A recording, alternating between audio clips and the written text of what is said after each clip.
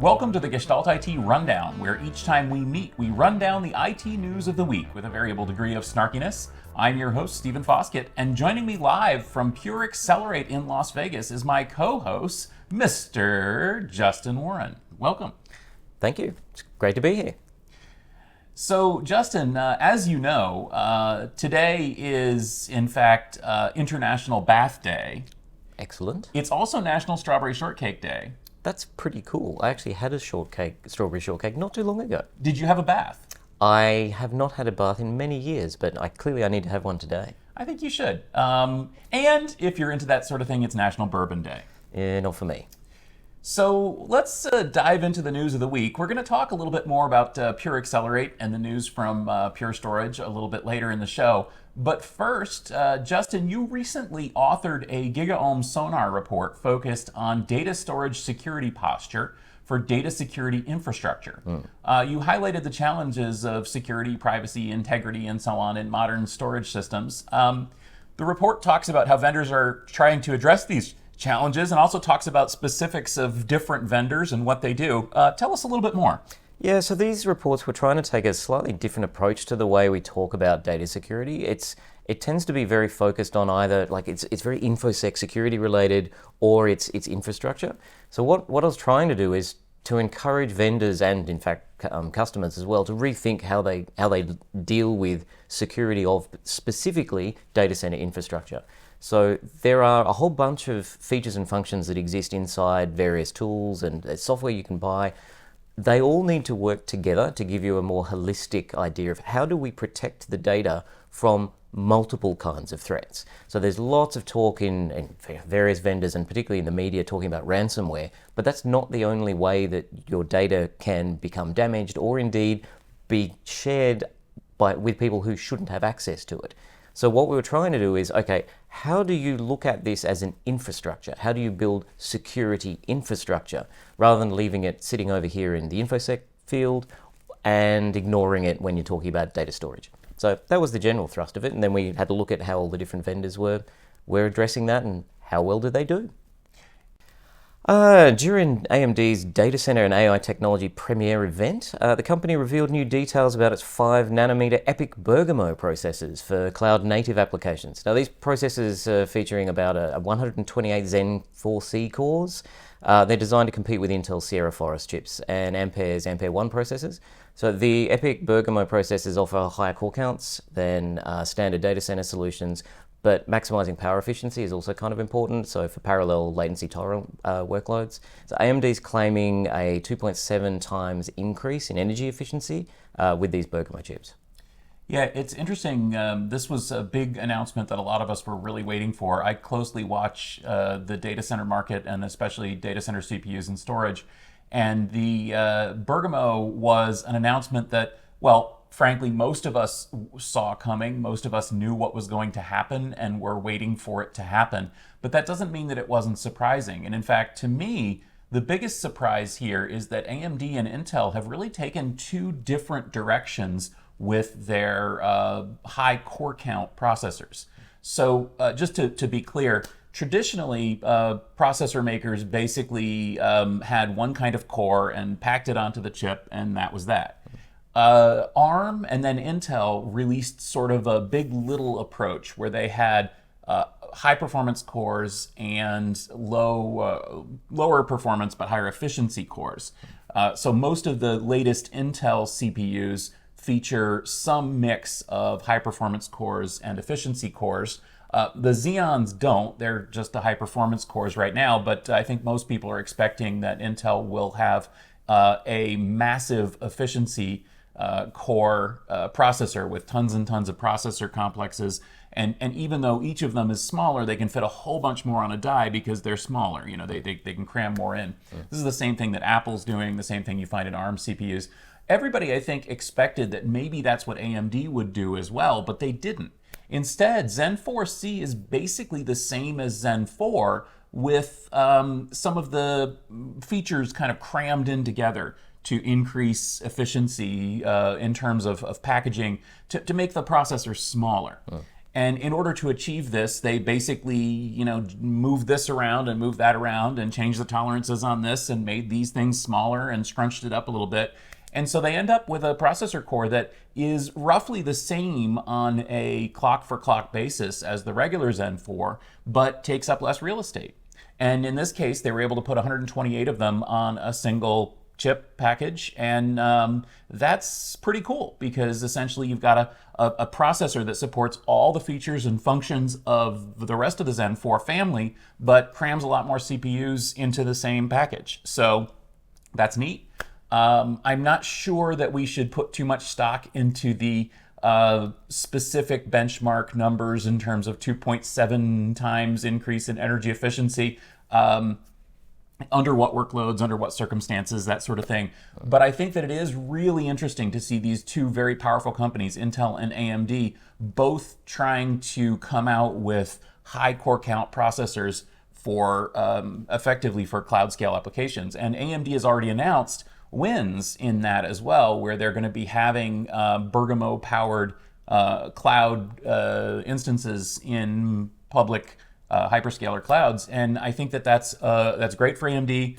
I think it's great for consumers. I mean, you get more cores cheaper. That's always better, and it's really cool for us who watch technology to see how things are evolving in different ways from these two big, powerful companies. Justin, VergeIO, who we've spoken about previously on the rundown, just introduced what they call IOfortify, which is a ransomware defense feature that offers attack detection and rapid recovery within seconds. It's integrated into the VergeIO hyperconverged platform, and it monitors the deduplication to detect ransomware, which is something I think that we've heard from some other companies, including here this week. What do you think of this type of product, and what do you think of the VergeIO approach?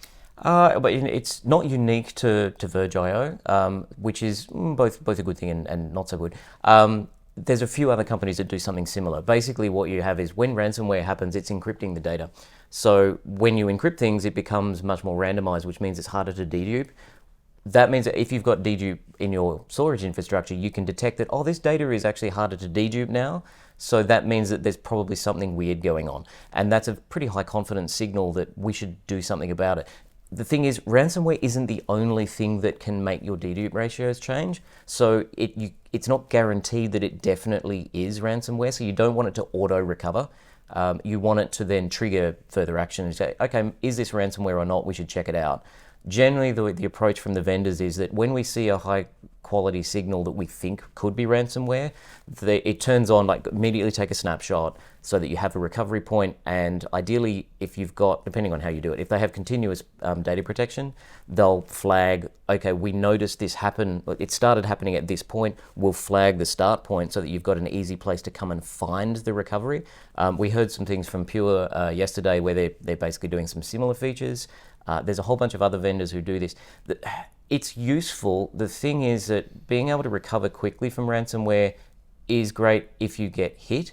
You want to try not to get hit though, and it's also not the only way that data can get damaged. And we covered that in the GigaOm sonar report, which is there's a whole bunch of other things that can happen to your data, and one of them, even with ransomware, is I can ransom you without encrypting the data. I can take a copy, and then I can ransom you. I can say, well, if you don't give me money, I will release the data, and then the regulators will know about it, or your customers will know about it. And so you want to avoid that kind of public damage. You can't protect that with snapshots. So this sort of thing is useful for one specific use case. Great, but you have to look broader than that. You can't just say, oh, we have this feature function and now the problem is solved. AMD, more announcements in the chip world. AMD's announced its most advanced GPU for artificial intelligence. It's called the MI300X, which will start shipping to select customers later this year. The introduction of AMD's AI chip poses a strong challenge to NVIDIA, which currently dominates the AI chip market, quite famously so. The MI300X it's got some neat features like high memory capacity, so it can accommodate some larger AI models. You need a lot of memory to be able to put big models in with lots of features. And AMD is basically trying to tap into a really big AI accelerator market. It's expected to reach about $150 billion by 2027. There's a huge amount of hype about it at the moment. everyone is piling into this market to try and make as much money as possible. It's an interesting space, isn't it? We've got NVIDIA, which is obviously doing very, very well in machine learning training and is powering a lot of machine learning in the clouds, machine learning supercomputers, that sort of thing. AMD, of course, wants a piece of that. So does Intel. So do a lot of companies, Cerebras, for example. It's each company, again, is taking their own approach to how to break into this market. NVIDIA's approach is basically relying on people loving their processors, loving CUDA, loving working with NVIDIA processors, and having the NVIDIA GPUs be among the strongest on the market and among the earliest on the market to come out with newer features and better performance. So NVIDIA's in a really strong position. However, the massive growth and interest in artificial intelligence and machine learning models and so on has driven a lot of demand for this. And so it's no surprise that AMD, which is of course the other big GPU company, would be able to leverage their technology both on the GPU and the CPU side to come out with a machine learning accelerator that can compete with NVIDIA. And that's just what they did with the MI300. Now, the 300X has some cool features, as you mentioned. Essentially, this is an all GPU offering. Previously, they had kind of mixed and matched a little bit. It also, they're mixing in some HBM, high bandwidth memory, in order to create a bit of a turbocharged AI processor. The interesting thing to me, though, is not that AMD has come out with a competitive chip because, frankly, they're great, and of course they did. It's the way that they're going to market with this thing. AMD realizes that in order to break into the market, they need to have customers adopt it. And so AMD is working with companies like Hugging Face, which has got to be one of the more fun names for a company in the world. That is actually the name of a real company if you're not aware of them. In fact, it's a powerhouse in the AI space. And so AMD is working with them to make sure that their models run really, really well on the AMD processors. Similarly, Intel has announced that they're going to build, well, I don't think they've announced it yet, but Intel is rumored to be building a massive AI supercomputer in the cloud for people to use their Gaudi Habana processors. NVIDIA is trying to seed theirs everywhere as well. It's a big race, and it'll be interesting to see how this all works out. Now, this last bit about the dollars I think is interesting too, because previously we had looked at the AI market as growing to, $40-50 billion in a few years. AMD is now saying $150 billion, and in a couple more years after that. That's big. I don't know if I believe that the market is a $150 billion market, but I guess we'll see, and it's pretty interesting to think that one of the major providers thinks that it could reach that kind of number. Justin, we've been talking about WebAssembly quite a lot, and I know you've been quite interested in it as well. And those of us who've been in computing a long time know about POSIX, which is the standard Unix interface. You were telling us about this project called WASIX, which provides basically a WebAssembly enhanced with POSIX somehow. Can you tell us a little bit more about WASIX? Sure. So WASIX is an effort by a particular startup. It looks like they're trying to push forward with the WebAssembly systems interface. So I won't go too deep in the weeds on it, but the systems interface is a really important part of the WebAssembly outside of the browser. It's what will make WebAssembly really, really cool. You need to have a way for different components to talk to each other. So different programs need to be able to talk over, say, over the internet. You need to have sockets, you need to have threads and things like that. That's what's coming with the official standard for WebAssembly systems interface. WASIX is an effort to, okay, we need some POSIX interface things. We'll build one ourselves so that you can write programs that can, for example, use threads, that they can talk over a network socket. That's not possible with the WebAssembly standards today, which means that you can't write really interesting and useful programs. You're kind of limited to things that basically just use functions. It's a little bit more limited. So what they're trying to do is say, well, we want to be able to write really useful programs, and we want to do it now. So rather than waiting for the standard to settle, we'll push this out and then hopefully get people interested in writing programs in the WebAssembly ecosystem while we wait for the standardization to happen. I actually think that maybe the startup is trying to push their approach to things and maybe get that into the standard, because that provides that particular startup company with a certain advantage. If you can get everyone else to agree that, oh yeah, our thing is totally the standard now, you've already got a head start. I don't know that that's actually going to happen. And there's some limitations to the way this WASIX thing works that I think it might actually be a bit of a dead end. We'll see. But it is needed to actually push the standards process. I think it is running fairly slow, and we really, really do need this WASI standard thing to come out so that we can have all of the features and functions that we need to get the component model for WebAssembly. And that's where you'll be able to have programs that you write in any language. As long as you write to the WASI standard, I can write a module in Python, and then someone else can use that as a library in a program written in Rust, which is the promise of what Java could do, like write once, run anywhere. Only now I don't have to write it in Java. I can write it in my own favorite language. I just target it at WebAssembly. It compiles to WebAssembly, and the WASI standard means that you can plug all these components together and get programs that run anywhere in any language you like, which would be extremely cool if we can pull it off. Big if. Now, according to a report by DigiTimes, AMD and NVIDIA are consuming a significant portion of TSMC's chip-on-wafer on substrate, so CoWoS, I think is how we pronounce it, their advanced packaging capacity. So TSMC plans to expand the CoWoS capacity from about 8,000 wafers a month to 11,000 by the end of the year, and around 20,000 by 2024. So even with this expansion, it's expected that like NVIDIA is going to utilize approximately half of TSMC's capacity, which is just an enormous amount. The growing demand for these technologies like 5G, all the AI ML things, high performance computing, this is all driving the need for this really complex multi-chiplet designs, which TSMC is really great at, and that's leading to increased demand for this advanced packaging stuff like CoWoS. So TSMC is facing challenges in meeting this demand just because they don't have the capacity to build it fast enough. And so they're trying to expand, build more stuff, and the lead times for this packaging is also a bit of a challenge. AMD has pretty similar issues, and they're looking to secure additional capacity for next year as well.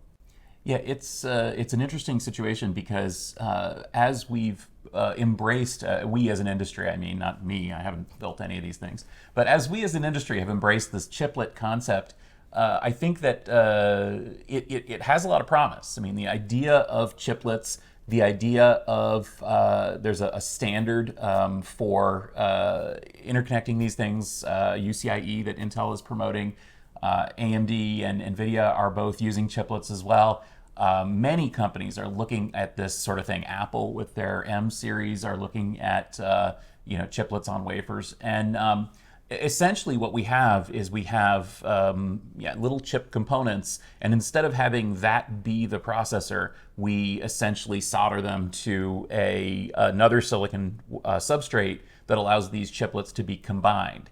And that was one of the superpowers that AMD utilized to make the Ryzen processors so great. It's one of the cool things that NVIDIA's been doing, as you mentioned. Intel's leaning into it as well. The problem is that this just exacerbates the supply constraints and the manufacturing constraints that we've already been facing, because essentially these companies need now not just to produce chips, but also to produce the substrates that those chips go on. And not only that, but they need to then have the capacity to take the chiplets and manufacture them on the substrates in a way that is reliable and repeatable, and basically create the product that they're trying to create. And we've heard that the yields on some of these chip on wafer on substrate chips has been fairly poor. And this is another thing that kind of cuts into the supply of processors. So TSMC is working very, very hard to improve and increase capacity, and it's very likely that they'll be able to, to have this all rolled out fairly soon. But even if they do, they might not be able to meet the demand from the rest of these, customers. Even if they expand capacity, they'll have to expand more, and other companies will have to get into this market as well. Justin, we are in Las Vegas with Pure Storage at the Pure Accelerate conference this week, and the buzz is focused on the company's continuing quest to push hard disk drives out of the data center. The new FlashArray R4 products are faster. The new E family of FlashBlade and FlashArray are higher capacity and lower cost. And there's another new announcement here focused on ransomware recovery, which I know you found interesting. Pure is really trying to lean into this topic, which is basically the same messaging we've been hearing from them for 10 years. What's your take overall on Pure Accelerate? Yeah, so Pure, I mean, it's great to actually be back in person. I haven't been at one of these for several years, but it's nice to actually be in the room and hear from people directly about what the plan is.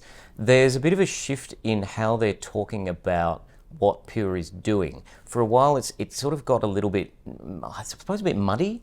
Now they're looking at being a bit more direct about our purpose in life is to get rid of hard drives, which is really clear. I do actually like that they're not afraid to say we're a storage company. It's in the name. And now the way Flash is working, it's basically inevitable that the hard drive is going to go away. They're going to really push that message a lot harder and themselves to say, look, we've been a Flash company since founding. That's the whole reason this company exists. And they now have a pretty full portfolio of options. And that was something that came up in the briefings yesterday was until now with like the FlashArray, the E series, there wasn't really a whole solution from Pure. Like you could buy Pure storage and do a whole bunch of stuff with it. But if you had capacity workloads, you pretty much had to go and buy from somebody else because Pure didn't really have something that would do that. And now the way that they've got capacity with the Flash, you can buy everything from Pure, which means that they can start doing things of go into a competitor and sweep the floor. So if you want to get rid of an old hard drive system, you can just buy brand new stuff from Pure. Whatever the workload is that you need, you can find something in the Pure portfolio that will work for you. So I think we're going to see a much clearer message from that. It's going, you can buy Pure, you can do whatever you like on it, and they're going to get a lot more pointy with that for everyone who is trying to get rid of hard drives. To me, it reminds me of the electric car market in that Pure, essentially by building these all-flash arrays, Pure has a product that is obviously better than the incumbent hard disk-based systems mainly in terms of performance and efficiency, just like electric cars. And it's one of those things I think that most people thought, these are exotic systems, these are expensive systems, I can't possibly get a electric car all-flash storage system that replaces my regular, everyday, normal use case. We are now in the same point with both of these technologies where companies are offering products that absolutely can compete on price and absolutely wipe up the floor on performance and efficiency. And yet, we're still, there's still a huge market for these legacy products, hard disk-based storage arrays, hybrid arrays, that sort of thing. But that being said, I think that the announcements that we've seen this week from Pure are important, mainly because it shows that Pure is absolutely interested in going after pretty much everything in the data center, as you said, making sure that there's not really a corner of the enterprise that can't be running on an all-flash Pure array. So I want to take a look at some of these announcements specifically. So first off, I want to talk about the E family. So a few months ago, Pure introduced the FlashBlade E, which is basically a QLC, lower performance, higher capacity, and really less expensive version of the FlashBlade. The FlashArray E follows that and is the same kind of thing except FlashArray. So essentially, the FlashBlade is a scale-out system that fundamentally is an object store, but also supports NAS protocols. That's the FlashBlade. Make sure we got it right. The FlashArray is fundamentally a SAN scale-up storage system, but of course it's unified. It supports NAS protocols as well. Doesn't support object, but essentially we've got a scale-up that targets mainstream workloads in the data center. We've got a scale out that targets object and file unstructured data workloads. And the E series is lower cost, higher capacity, and targeted at sort of secondary applications, cold storage, bulk storage, basically the sort of things that previously Flash couldn't go into. The E-series flash array is basically 1 to 4 petabyte range, which sounds fairly large, but really isn't for a lot of these bulk storage applications. And the FlashBlade E-series is kind of 4+ petabytes. And so you could start thinking about that maybe as like a backup target or something to hold older medical imaging or, AI data that you're no longer processing, but you might want to go back to, that sort of thing. So again, this all goes to Pure's strategy of targeting every use case for spinning hard drives, which in this case is basically lower performance, lower speed bulk hard drives with an all-flash system that comes in at a competitive price. So that's the FlashArray and the FlashBlade E. There's also an announcement by Pure about Evergreen 1. So they've expanded that. It did sort of have 5 SLAs in it. They've added another one, which is around ransomware, which is kind of interesting. It's an optional SLA, or it's a paid add-on. And the idea is that as well as having all of the SLAs around uptime and how much performance you get, this is around recovery from ransomware. And the thing that I really thought was interesting is that they pulled out one of the use cases that you don't really understand about when you're recovering from ransomware. Sometimes, and particularly when it's important data, you can't actually just recover straight over the original array because you need it for forensics. So you have to kind of freeze the array so that you can look at it, and if you've got law enforcement involved, they want to be able to see it to gather evidence to be able to go and do something with that. Which means that your array can't be recovered and put back into production. So while that's happening, which can take weeks, sometimes months, what do? So the idea with this is that if you subscribe to this SLA, so you can get another array from Pure as a loaner, and I think it was 180 days worth. They will just give you an array that you can then recover to, and because of the way Pure structures all of its stuff, the heads don't matter, it's all about the data. So if you recover the data to that array, it's basically the original array.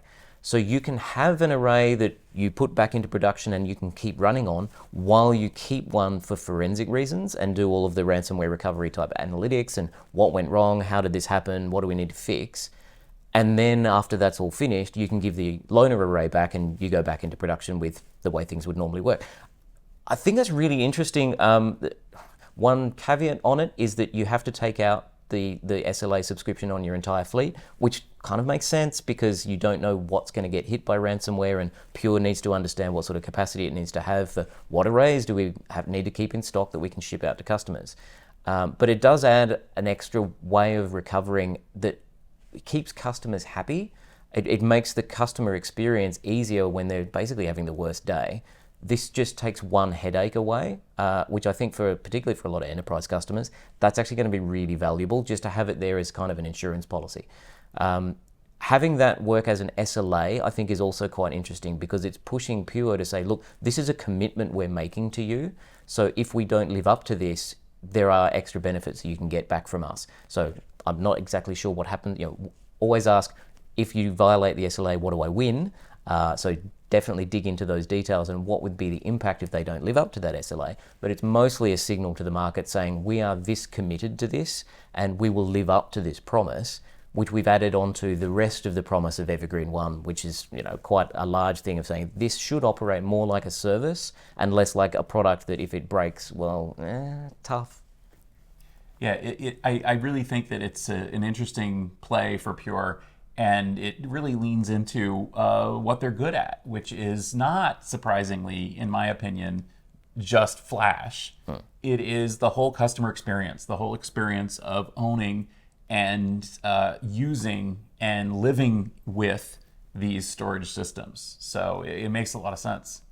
I also have to point out that Pure has revved the FlashArray C and X models. The new R4 version looks to me like it's running 4th generation Xeon from Intel. It says Intel on the lanyards, and they run DDR5 and support PCIe 4. So I'm guessing those are Sapphire Rapids chips. Now, it's not the kind of thing that people really kick the tires and look at the specs on. I don't think that that a storage array buyer should be really too worried about which exact processor is running on the controllers. But what they should be interested in is the fact that there's been a big jump in performance for these systems thanks to these enhancements. So the FlashArray C and X are basically Pure's bread and butter. These are the systems that are out there all over the place, and the new controllers are just a lot faster. They support new features. There's also the XL, which is the really big flash array. There's the E, which I mentioned before. But these guys sit in the middle, and it's just nice to see them upgraded. One of the things, too, of course, that's nice is that the Pure Evergreen model means that companies can upgrade a previous C with the new controllers to get the newest C and more performance. And as you said, the whole personality of the array just stays the same. You just swap out the controllers, and suddenly it's like you've got a new car with a new engine in it. And, that's pretty cool. There's also approaches that allow people to move between arrays, but that's a little bit more challenging. And frankly, most people, I think, in production are just going to want to continue to upgrade the system they already have. We heard a story from Kaz, one of the founders of Pure Storage, about one of their original customers who bought the original pre-release flash array way back 12 years ago, I guess, and is still running it in production and has replaced literally every component of it. But as far as it is logically concerned, it's still the same array that they bought 12 years ago. And I think that shows, again, the fact that Pure is really fundamentally about that ownership experience more than it is about any specifics of the technology involved. And that whole upgrade process was non-disruptive, and that thing, I think that is kind of amazing that you can swap out all of the different components, real chip of Theseus stuff, and do that for 12 years with non-disruptive upgrades. So the storage is basically immortal. That aspect I think is really, really cool. One other aspect I noticed was Pure was talking about maybe pushing some capabilities that exist in Pure 1. The software as a service thing that every array plugs into, so you can look at analytics and understand what's happening with your whole fleet. They're starting to look at how do we push certain capabilities that would exist in the cloud only, because there's some challenges around geopolitics about where is data and should we actually be shipping this to different countries. So how can we push some of this capability into the array? So the fact that we've now got better processors and more capability in the arrays, if there's extra overhead there that's not being used for performance, that's available to be used for other bits and pieces that would otherwise sit outside the array. That's going to be an interesting thing about how are they going to start pushing some of that capability to run in the arrays themselves. Yeah, and I think that it certainly is an interesting situation. And again, it all comes back to the fact that unlike so many other companies that are moving to a software on commodity hardware approach, Pure is leaning into a complete integrated solution. All the way down to the chips, the NAND chips that they're speccing and purchasing, all the way up to the customer experience and upgrade process. It is pretty much an end-to-end solution, and that gives them some capabilities that some of the other storage companies just don't have. Well, thank you so much for joining us today, Justin, on the rundown. It's always great to have a guest. It's always great to record on premises and to see you in person here. It's been a while. This week we're at Pure Accelerate, as mentioned, and you'll see some coverage from us at gestaltit.com, as well as probably the rest of your favorite news sites from Pure Accelerate. Soon we've got Security Field Day coming up. I recommend checking out techfieldday.com and learning more about the Security Field Day presentations and so on. I'll also point out that the videos from Cloud Field Day and Cisco Live are now posted, so if you missed those and if you're interested in any of the products and companies covered, as well as, of course, our roundtable discussions and podcasts with the delegates, please do check out the Tech Field Day YouTube channel. Thanks for joining us for the Gestalt IT Rundown. You can catch new episodes every Wednesday as a YouTube video, or you can find us in your favorite podcast application. We'll be back next Wednesday to talk about all of the IT news of the week that was. But until then, for myself, for Justin, for Tom Hollingsworth, and all of us here in the Gestalt IT family, thanks for joining us, and here's wishing you and yours a great day.